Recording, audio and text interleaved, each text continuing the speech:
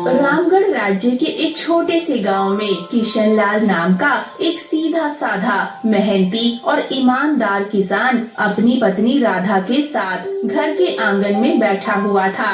देखना, हमारे खेत में इस साल सब्जियां बहुत अच्छी होंगी। हाँ, क्योंकि मेरी मेहनत के साथ साथ मेरे खेत में तुम्हारी मेहनत का पसीना भी शामिल है। नहीं, सारे गांव में केवल तुम ही मेहनती और ईमानदार हो। तुम्हारे पास जमीन तो कम है, लेकिन तुम्हारा दिल बहुत बड़ा है।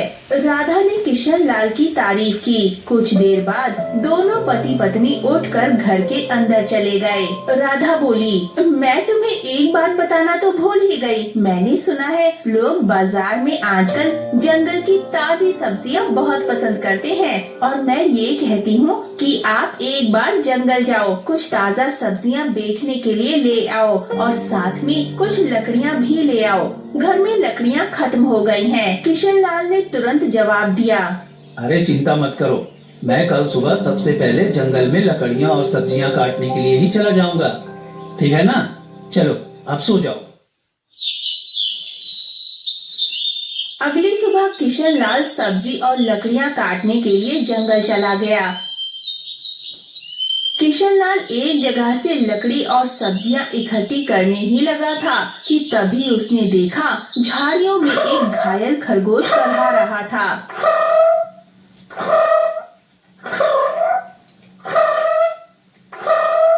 हे भगवान, बाप रे बाप, इस खरगोश को तो लगता है किसी ने पूरी तरह से घायल कर दिया है।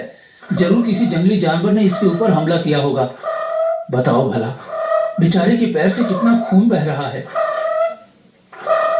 किशनलाल ने करहाते हुए खरगोश को देखा। किशनलाल खरगोश के पास बैठा। काश तू बोल सकता, तू बता सकता कि तुझे तकलीफ कहाँ है। फिलहाल तो तेरे पैर में खून दिख रहा है, लेकिन जिस तरह से तू दर्द से तड़प रहा है ना, बाप रे, तकलीफ तो कहीं और ही है। उसी समय वहाँ एक ऋषि महात्मा आ पहुँचे और पूछा, कौन हो तुम और खरगोश से क्या बातें कर रहे हो? प्रणाम ऋषि महात्मा, मैं तो बस लकड़ियां और सब्जियां काटने के लिए जंगल में आया था। इस घायल खरगोश को देखा तो इसके ऊपर तरस आ गई। लगता है किसी जंगली जानवर ने हमला किया है इसके ऊपर। देखिए ना, इसके पैर से कितना खून बह रहा है, लेकिन जिस तरह से ये तड़प रहा है, मुझे तो लगता है कि इसे कहीं और ही तकलीफ है।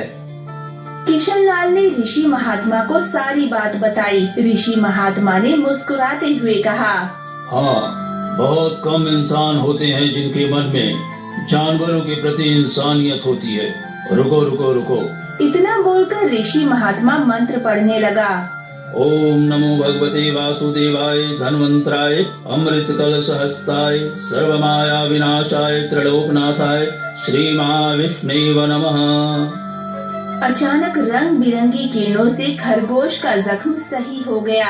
ऋषि महात्मा बोले, हाँ, अब ये खरगोश तुम्हें बता सकता है कि इसकी तकलीफ कहाँ है। खरगोश उठकर खड़ा हो गया। मेरे पेट में बहुत दर्द हो रहा था। हाँ, अब अच्छा लग रहा है। एक लोमड़ी ने मुझ पर हमला किया। मैं बचने के लिए भागा। लोमड़ी का पंजा मेरे पैर में लगा और मेरा पैर घायल हो गया।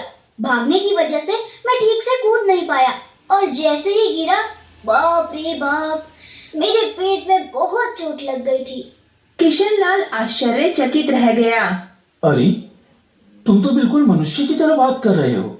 ये कैसे संभव हुआ? खरगोश ने जवाब दिया, जब ऋषि महात्मा ने मंत्र पढ़ा ना, तब मुझे ऐसा लगा कि मेरे अंदर बात करने की शक्ति आ गई है। मैंने बोला और मेरी आवाज तुम तक पहुंच गई। लगता है ये चमत्कार ऋषि महात्मा ने किया है। अच्छा ये बताओ, तुम मेरे घर पे चलोगे?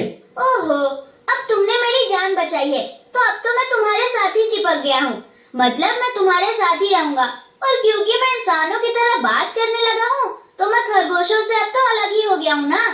क्या करूँगा उन खरगोशों के साथ रहकर? अब तुमसे जी भर के बातें करूँगा। चलो, तुम मेरा कोई अलग नाम भी रख सकते हो। बताओ बताओ, मेरा नाम क्या रखोगे? बड़े मजे की बातें करते हो तुम। चलो ठीक है, मैं तुम्हें आज से मिंटू कह के पुकारूंगा। क्यों, कैसा नाम है? अच्छा नाम है ना? हाँ, अच्छा नाम है। चलो चलो चलो चलो घर चलते हैं।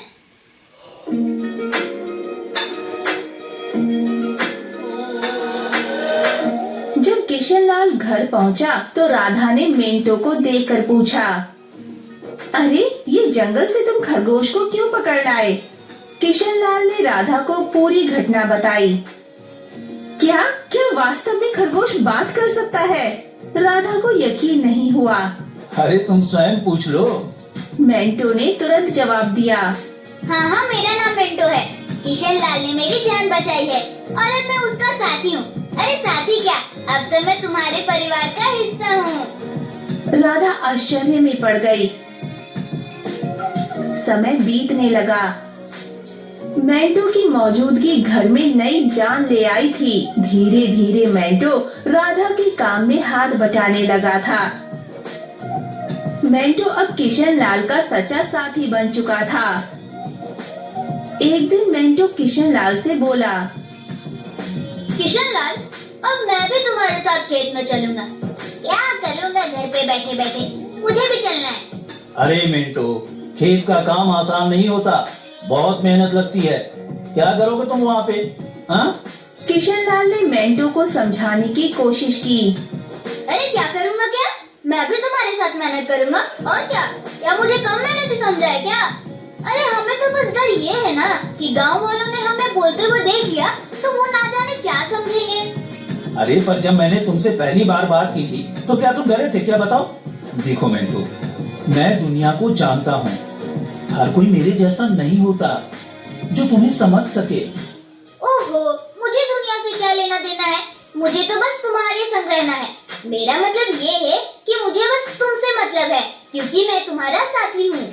किशनलाल मुस्कुराया और अगले दिन मेंटो को साथ लेकर खेत चला गया। कुछ ही दिनों में मेंटो ने खेती की हर बात सीख ली। अब वो किशनलाल का सच्चा मददगार बन गया था। किशनलाल, अरे आज की मिट्टी तो बहुत भारी लग रही है। अरे मिंटो, अब तो तू पक्का किसान बन गया है। मिट्टी का फर्क भी समझने लगा है। मेंटो की बात अब गांव में फैलने लगी थी और ये बात आखिरकार पहुंची जमींदार रघुनाथ के कानों तक। मैंने सुना है किशनलाल के घर एक खरगोश है जो इंसानों की तरह बोलता है। हाँ जमींदार साहब, मैं खुद देख चुका हूँ। अरे मैंने तो उसे बोलते हुए सुना भी है। पहली बार तो मैं डर गया था। अरे भाई, तो फिर उस खरगोश को लेकर तमाशा करना चाहिए, उससे तो बड़ी अच्छी कमाई होगी। ये बात आपने बिल्कुल पते की कही है जमींदार साहब। जमींदार की हंसी कुछ देर चली, फिर वो गंभीर हो गया। इस किशनलाल की जमीन पर मेरी नजर बहुत समय से है। बाकी सब तो आपके कर्जदार बन गए, पर यह ससुरा किशनलाल ये कभी झुका नहीं। उसकी जमीन बहुत उपजाऊ है जमींदार, बंजर में भी फसल उग जाती है। अरे इसमें मिट्टी का कोई खेल नहीं है दीपक। उसकी किस्मत के सितारे बुलंद हैं, पर जिस दिन वो सितारे गिरेंगे ना, उसी दिन ये खेत मेरा होगा और किशनलाल मेरे कदमों में होगा। देख लेना तुम। समय ऐसे ही बीतने लगा। एक दिन किशनलाल और मेंटो जब खेत से घर लौटे तो आंगन में बैठी राधा को देखकर दोनों के चेहरे पर चिंता की रेखाएं खिंच गईं। अरे राधा, क्या हुआ? ये कैसी खांसी है? कुछ दिनों से खांसी हो रही है, अब तो दिन ब दिन और भी बढ़ती जा रही है। अरे इसे नजरअंदाज मत करो, किसी अच्छे वैद्य को तुरंत बुलाना चाहिए। किशनलाल ने देर ना करते हुए गांव के एक अनुभवी वैद्य को बुला लिया। वैद्य ने राधा को ध्यान से देखा। किशनलाल, देखो, इन्हें एक विचित्र बीमारी हो गई है। अगर समय पर इलाज न मिला तो ये जानलेवा हो सकती है। नहीं नहीं वैद्य जी, आप तो इलाज शुरू कीजिए, मैं कोई कसर नहीं छोड़ूंगा। उस दिन से किशनलाल का सारा धन अपनी पत्नी के इलाज में लगने लगा था। हफ्तों बीत गए और एक दिन ऐसा आया जब उसकी सारी जमा पूंजी खत्म हो गई। उस दिन किशन लाल घर पर अकेला बैठा था।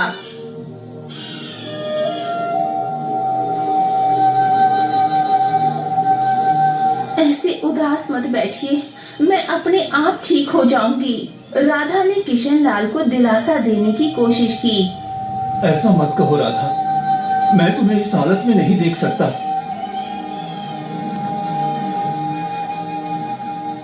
तभी मेंटू तेजी से दौड़ता हुआ आया। किशन लाल, हिम्मत मत हारो। तुम्हारे दो भाई इस गांव में रहते हैं और तुमसे ज्यादा धनी भी हैं। उनसे मदद क्यों नहीं मांगते हो? किशन लाल को ये बात ठीक लगी। उसी शाम वो मेंटो को साथ लेकर अपने बड़े भाई प्रेमचंद के घर गया। ओह किशन लाल, क्यों भाई, आज हमारे घर का रास्ता कैसे भूल गए? भैया, अर्चना की बीमारी के बारे में तो अब गांव में सब जानते हैं। मैंने जो कुछ भी कमाया सब इलाज में लग गया। अब कुछ धन की जरूरत है भैया, तो अरे तुम तो जानते हो मेरी फसल इस बार खराब हुई है। अब खुद मुझे उधारी लेना पड़ रहा है, तो मैं तुम्हें कहाँ से दूंगा भाई। किशन लाल कुछ नहीं बोला, सिर झुकाकर बाहर निकल आया। अरे वो झूठ बोल रहा था किशन लाल, मैंने उसके चेहरे को देखा है। वो देना ही नहीं चाहता था। हाँ जानता हूँ रे मेंटो, पर चलो एक और भाई है, उससे मिलते हैं। चलो। अब दोनों प्रकाश के घर पहुँचे। अरे ओ किशन लाल, आज भाई की कैसे याद आ गई? भैया, मेरी पत्नी राधा बहुत बीमार है, थोड़ा सा धन चाहिए इलाज के लिए। क्या? अरे बंटवारे में वैसे भी तुझे ज्यादा जमीन मिल गई थी, उसे बेच क्यों नहीं देता? मेरे पास धन का पेड़ लगा है क्या जो मांगने चले आए? झूठ मत बोलो भैया, सच तो यह है कि तुमने और प्रेमचंद भैया ने मेरे हिस्से की जमीन भी दबा ली थी। मुझे 6 बीघा जमीन मिलनी थी और मिली कितना? 2 बीघा। हाँ 2 बीघा। अरे निकल जा यहाँ से। अगर कर्ज लेना है तो जमींदार के पास जा, मुंह उठा के चले आए यहाँ। अरे भाग यहाँ से।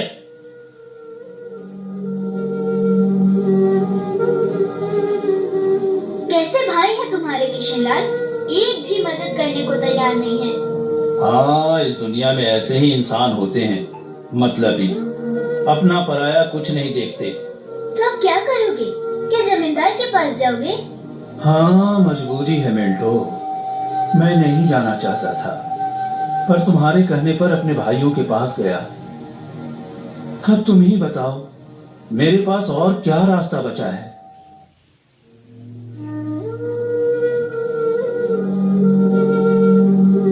अगले दिन किशन लाल और मेंटो जमींदार रघुनाथ की हवेली में जा पहुँचे।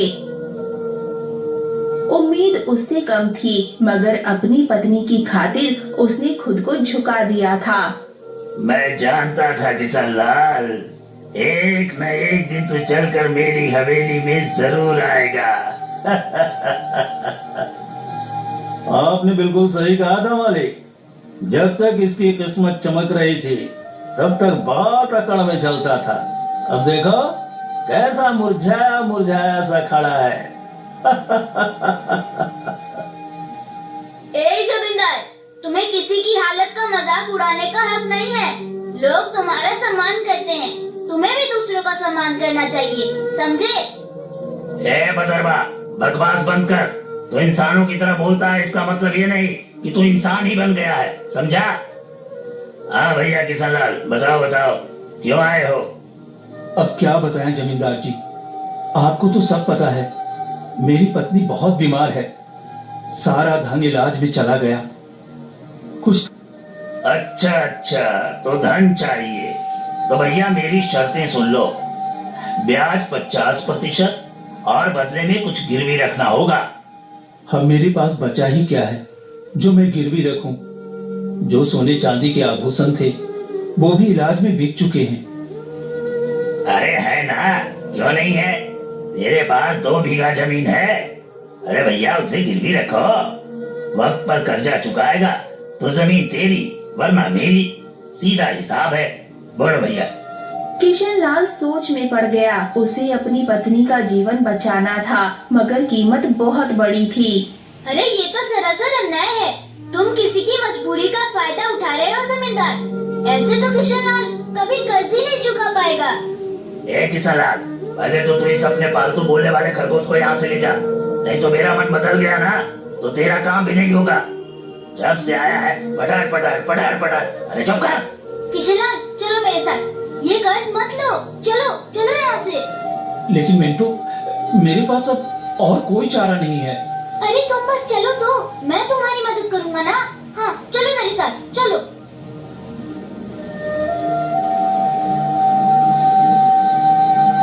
किशन लाल मेंटो के साथ चला गया।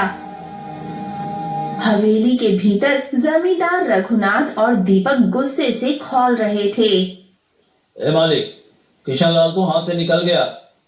अरे चिंता मत कर बेटा, मजबूरी उसे फिर लौट आएगी। कितना दूर जाएगा वो? किशन लाल मेंटो के साथ घर पर आ पहुंचा और मेंटो तुरंत वहां से चला गया। शाम तक मेंटो लौटकर नहीं आया। किशन लाल और राधा की चिंता बढ़ने लगी। अरे पता नहीं कहाँ गया। मेरा मन भी बड़ा बेचैन है। रात बीत गई। सुबह सूरज की किरणों के साथ ही मेंटो वहां आ पहुंचा, हाथ में एक चमकती हुई जड़ी बूटी के साथ। अरे मिंटू, तू कहाँ गया था? हमें लगा कहीं कहीं तुझे कुछ हो तो नहीं गया। अरे मैं जंगल गया था उन ऋषि महात्मा को ढूंढने जिनसे मुझे बोलने की शक्ति मिली थी। उन्हें मैंने सारी बात बताई और उन्होंने दया करके ये जड़ी बूटी दी है। उन्होंने कहा है कि इससे बड़ी सी बड़ी बीमारी ठीक हो सकती है। मेंटो ने वो जड़ी बूटी राधा को दे दी। कुछ देर बाद राधा की आंखों में चमक लौट आई। मुझे बिल्कुल स्वस्थ महसूस हो रहा है, जैसे मैं कभी बीमार ही नहीं थी। राधा, तुम्हारी तो खांसी भी ठीक हो गई। और मिंटू, तू तो हमारे लिए देवता बन गया रे। अगर तू नहीं होता तो मैं जमींदार से कर्ज लेकर अपनी खेती भी खो बैठता। किशन लाल ने मेंटो का आभार व्यक्त किया। हाँ, अब मेरी पत्नी तो ठीक है, लेकिन खेत में बीज डालने के पैसे तक नहीं बचे। मैं जानता था कि राधा के ठीक होने के बाद तुम्हें बीज की जरूरत पड़ेगी, इसलिए मैं ऋषि महात्मा से बीज भी लेकर आया हूँ। ये देखो। क्या बीज? हाँ, उन्होंने ये चमत्कारी बीज दिए हैं। अब देखो, अगर तुम इन्हें अपने खेतों में बो दोगे तो ऐसी फसल उगेगी जो पूरे राज्य में किसी ने न उगाई होगी और सबसे पहले तुम्हारी फसल ही तैयार होगी।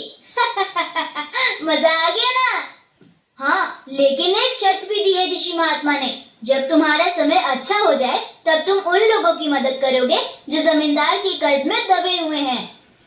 अरे मित्र मेंटो, तू मेरा सच्चा साथी निकला। अब हम दोनों मिलकर अच्छे से खेत में फसल बोएंगे। चल मेरे भाई, चल। अगले ही दिन किशन लाल, मेंटो और राधा ने मिलकर खेत जोता, बीज बोए और आकाश की ओर देखकर मेहनत का वादा किया। कुछ ही दिनों में किशन लाल के खेत में ऐसी फसल लहराई जैसी पहले किसी ने कभी नहीं देखी थी। गांव वाले चकित रह गए। अरे देखो रे देखो, किशन लाल के खेत में तो सोने जैसी फसल लहरा रही है। अरे हमारी फसल तो अभी जमीन पर भी नहीं है और इसकी फसल तो तैयार हो गई। और उसकी बीबी राधा जो महीनों से बीमार थी अब रोज रोज खेतों में काम करती है। भैया, यह तो कोई चमत्कार ही लगता है। कुछ दिनों बाद किशन लाल की किस्मत बदल गई। चमत्कारी फसल ने उसे गांव का सबसे सफल किसान बना दिया। बाजार में उसके नाम की चर्चा फैल गई थी। किसान लाल जपो राम राम, बन गया तू धनवान, जो सोचा था वो हो गया सच। हाँ, वाकई में सच तो हो गया, लेकिन अब बारी है मेंटो वादा निभाने की, उन सब की मदद करने की जो जमींदार के कर्ज में डूबे हैं। हाँ बिल्कुल, चलो आज से ही शुरुआत करते हैं। अपने गांव का दिनबंधु का खेत सबसे पहले छुड़ाते हैं, चलो।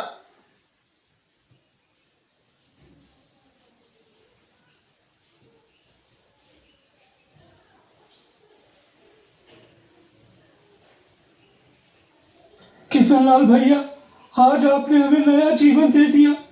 सही बताओ, बिल्कुल, बहुत बहुत धन्यवाद भैया, बहुत बहुत धन्यवाद। गांव में खुशी लौटने लगी, लेकिन जमींदार रघुनाथ के चेहरे पर उदासी छा गई। ये सब देखकर जमींदार गुस्से से अपने साथी दीपक से बोला, ए दीपक, तू देख रहा है ना क्या हो रहा है? हाँ मालिक, किशन लाल ने सबके कर्जे चुकाने शुरू कर दिए हैं। अगर यही चलता रहा ना तो एक दिन तो हमारी जमींदारी खत्म हो जाएगी और हमारा दबदबा भी खत्म हो जाएगा। आप आदेश दीजिए मालिक, करना क्या है? अब बहुत हो गया दीपक, अगर ये किसान लाल ऐसे ही सबकी जमीन छुड़वाता रहा ना तो मेरा क्या बचेगा? मेरा दबदबा, मेरी हवेली, सब कुछ खत्म हो जाएगा। अरे मालिक, आप तो बस आदेश कीजिए, कल ही उसका काम तमाम कर दूंगा। सब खेत में काम करते हैं, वही खत्म कर दूंगा। कहिए। कौन जमीन पर गिरे ऐसा मारना साले को, ताकि सबके दिल में डर उतर जाए। जा, किशन लाल को मिटा दे, जा। सुबह सूरज उगा, लेकिन किसी तूफान से पहले की शांति जैसा लग रहा था। किशन लाल खेत में बीजों को देख रहा था, जो अब सोने जैसे चमकते दिखते थे। अरे मेंटो, देख तो, ये फसल तो जैसे गाना गा रही हो। तुम्हारी हाथ की छुबन में जादू है।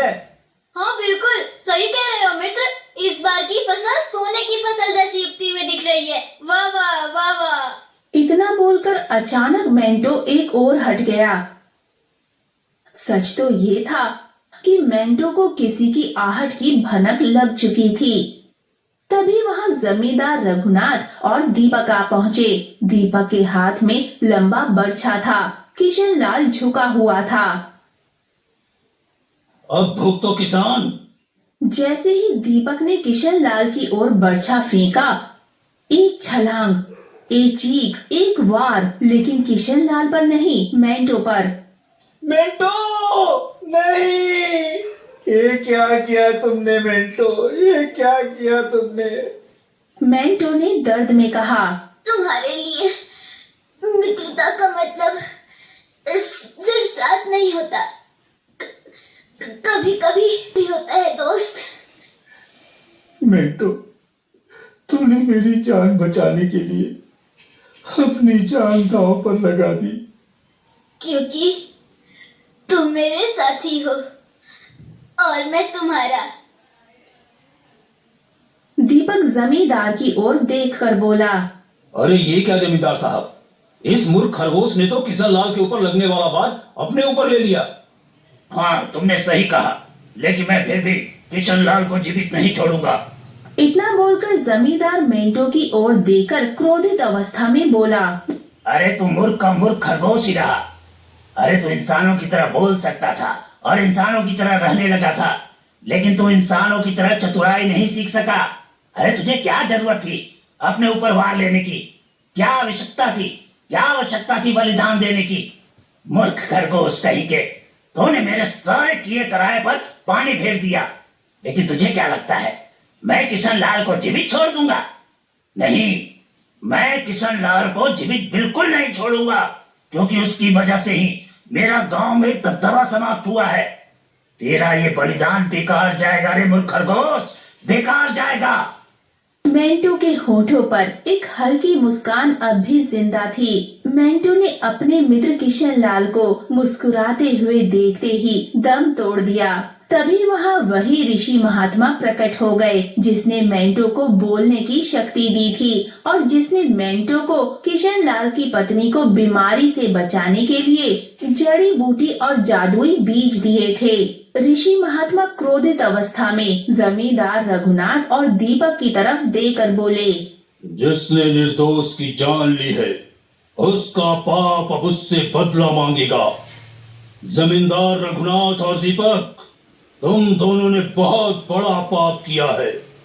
तुम्हें इस संसार में खुलेआम रहने का कोई अधिकार नहीं है।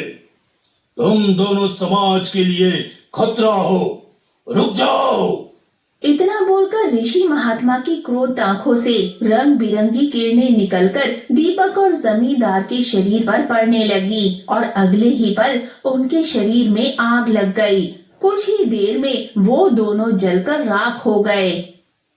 गांव वाले इकट्ठा हो गए। ऋषि महात्मा किशन लाल की ओर देखकर बोला, हाँ, तुम्हारा और मिंटो का साथ यहीं तक लिखा था किशन लाल। लेकिन ऋषि महात्मा, जमींदार के साथी दीपक ने मेरे ऊपर हमला किया था, लेकिन मिंटो ने उसे अपने शरीर पर ले लिया, अपने शरीर पर ले लिया। हाँ, क्योंकि वो तुम्हारा सच्चा साथी था। जाते जाते मिंटो ने अपनी मित्रता का कर्ज चुका दिया। अपने साथी को कभी नहीं भूलना किशन लाल, कभी नहीं। गांव वाले नम आंखों से मेंटो के बलिदान की सराहना करने लगे। अरे ये कोई साधारण खरगोश नहीं था भैया, देवता था, देवता, किशन लाल का सच्चा साथी। हाँ भैया, इसने अपनी जान दे दी और हम सबको बचा लिया। बहुत अच्छा खरगोश था। कुछ दिनों बाद किशन लाल ने नम आंखों से मेंटो की याद में उसी खेत में एक पौधा लगाया जो आगे जाकर बना साथी वृक्ष। मिंटो, तेरे बिना सब कुछ अधूरा लगेगा, लेकिन तू मिटा नहीं है।